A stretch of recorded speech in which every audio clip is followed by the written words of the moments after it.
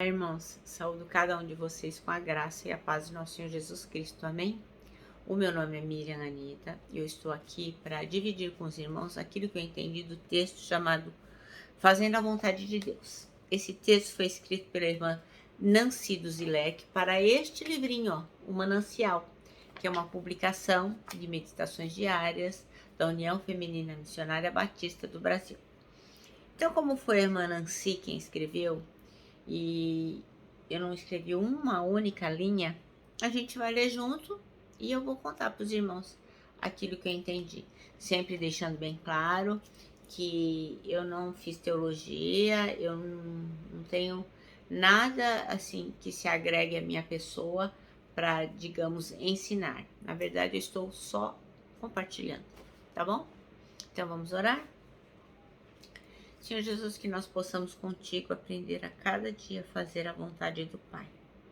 Ensina-nos, Senhor, e que nós possamos realmente colocar em prática nas nossas vidas. Amém.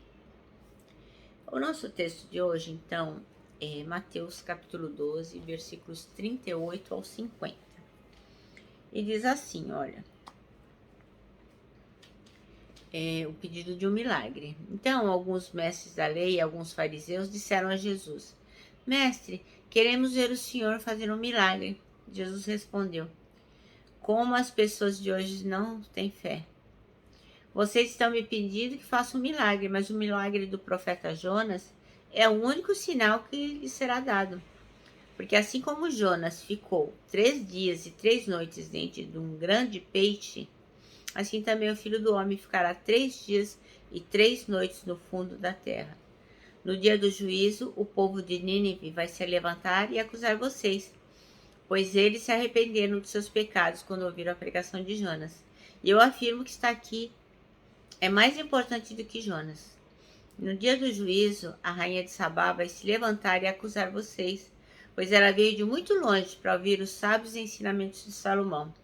E eu afirmo que o que está aqui é mais importante do que Salomão. E Jesus continuou: Quando o espírito mau sai de alguém, anda por lugares sem água, procurando onde descansar, mas não encontra. Então ele diz: vou voltar para minha casa de onde saí. Aí volta e encontra a casa vazia, limpa e arrumada. Depois sai, vai buscar outros 7 espíritos piores ainda, e todos ficam morando ali. Assim a situação daquela pessoa fica pior do que era antes. E isso também acontecerá com essa gente má de hoje. Quando Jesus ainda estava falando ao povo, a mãe e os irmãos dele chegaram, ficaram do lado de fora e pediram para falar com ele. Então alguém disse a Jesus: Escuta, sua mãe e seus irmãos estão lá fora e querem falar com o Senhor. E Jesus perguntou: Quem é minha mãe? E os meus irmãos? Quem são?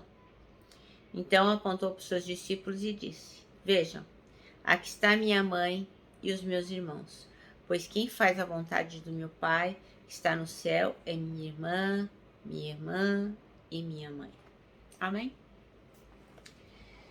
Bem, então o versículo escolhido pela irmã Nancy foi o 50, que diz assim: Pois quem faz a vontade de meu Pai, que está nos céus, este é meu irmão, minha irmã e minha mãe. Então, a irmã aqui pede para a gente imaginar uma cena. Jesus falando com o povo dele e respondendo lá as perguntas, né? Tava todo mundo reunindo, cada hora falava um: mestre, tal coisa. Ele respondia. E aí o que acontece? Segundo aqui o versículo 38, eles estavam assim muito curiosos para ver o milagre, né? Então, eles disseram: Mestre, queremos ver o Senhor fazer um milagre. Porque eles queriam ver uma coisa mágica, uma coisa incrível, assim. E aí Jesus, né, acaba com a alegria desse, que ele fala assim, que o maior milagre ainda ia acontecer, né? Que seria a sua morte e a sua ressurreição. E ele faz o quê? Para eles entenderem, como sempre, Jesus coloca uma metáfora, uma ilustração, para que as pessoas saibam do que ele está falando. Então, ele compara a experiência que ele iria viver com a experiência que Jonas viveu, né? Que ficou 3 meses no ventre de um peixe grande, né? Que muitos dizem baleia, mas a Bíblia não fala nada de baleia, fala de um peixe grande. E aí,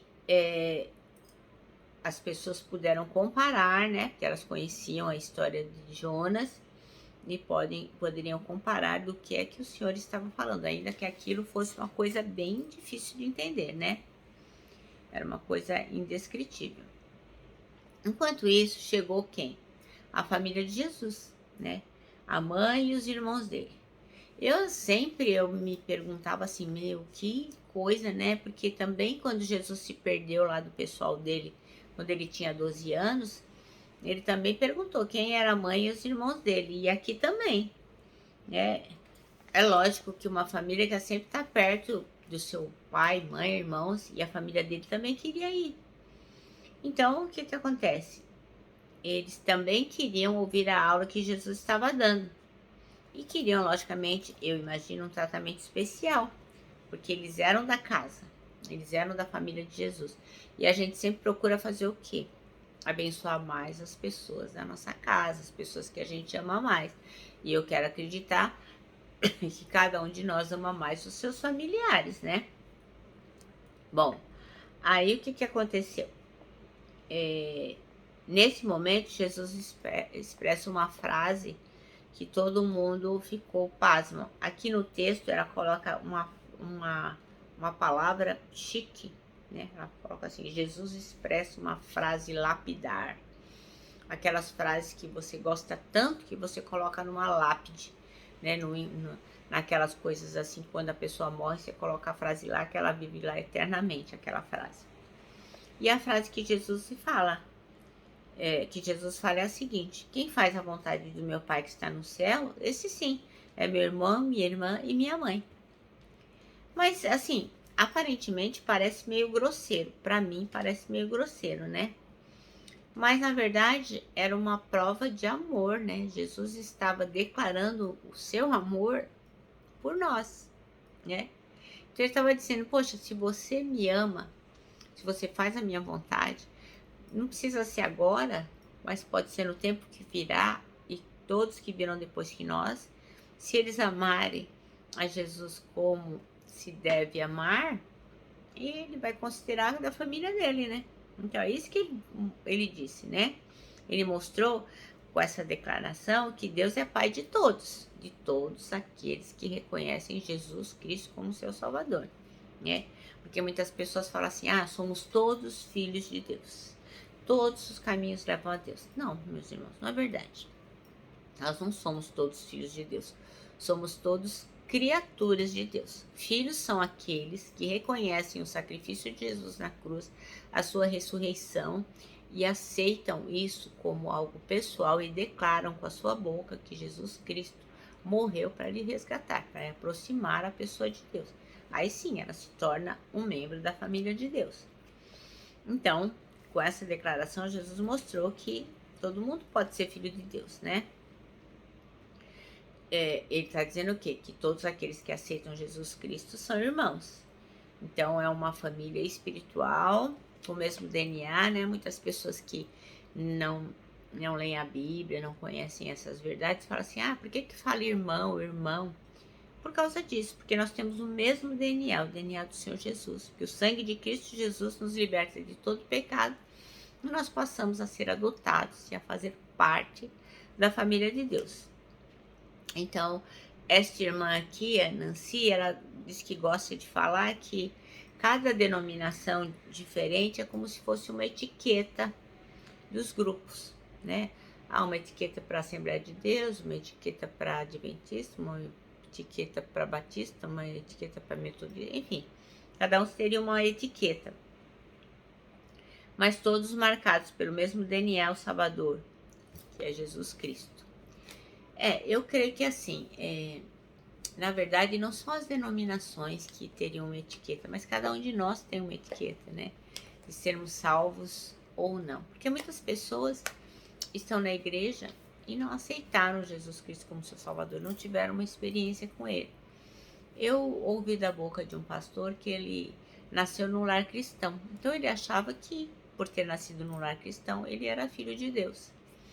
E ele foi seguindo, foi fazendo as mesmas coisas que todo mundo fazia, que seus pais faziam, que seus colegas faziam, mas ele não era da família de Deus. Ele só se converteu, só se passou a ser membro da família de Deus quando ele se converteu. Quando ele foi num acampamento, ele ouviu uma pregação, ele falou: nossa, esse pastor está falando para mim. Aí o que aconteceu? Naquele dia ele teve uma experiência com Jesus Cristo. Então, naquele dia ele passou a fazer parte da família de Deus. Então, muitos de nós acham assim: ah, eu nasci no lar cristão, eu sou cristão, né? Mas eu sempre gosto de dizer que o gato que nasce no forno, ele não é biscoito, é gato, entendeu? Então parece absurda essa frase, mas é para os irmãos pensarem. Gato que nasce no forno é biscoito? Então, não é, né? A mesma coisa. Filho de cristão não nasce cristão.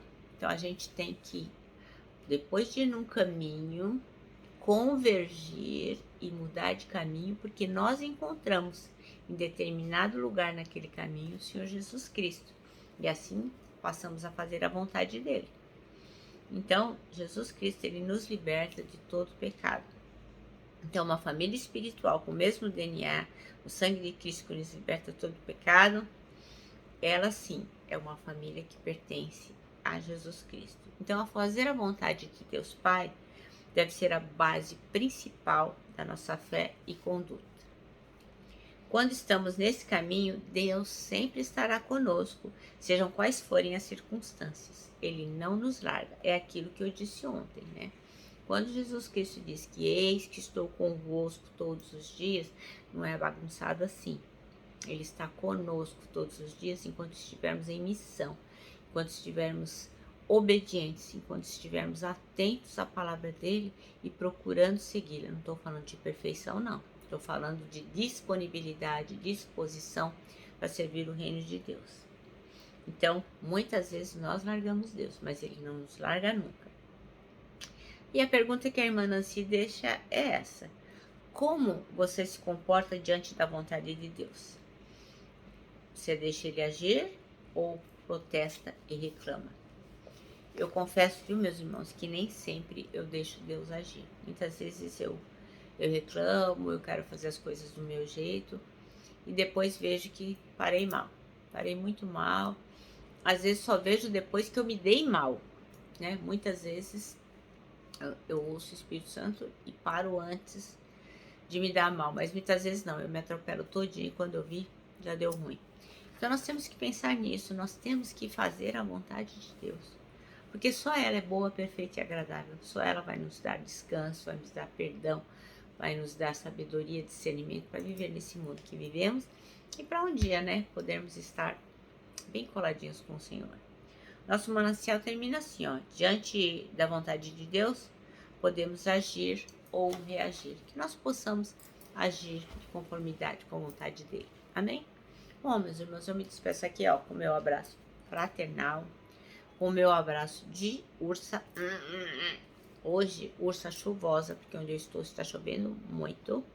Lembrando que em 2021, ó, ninguém solta a mão de ninguém.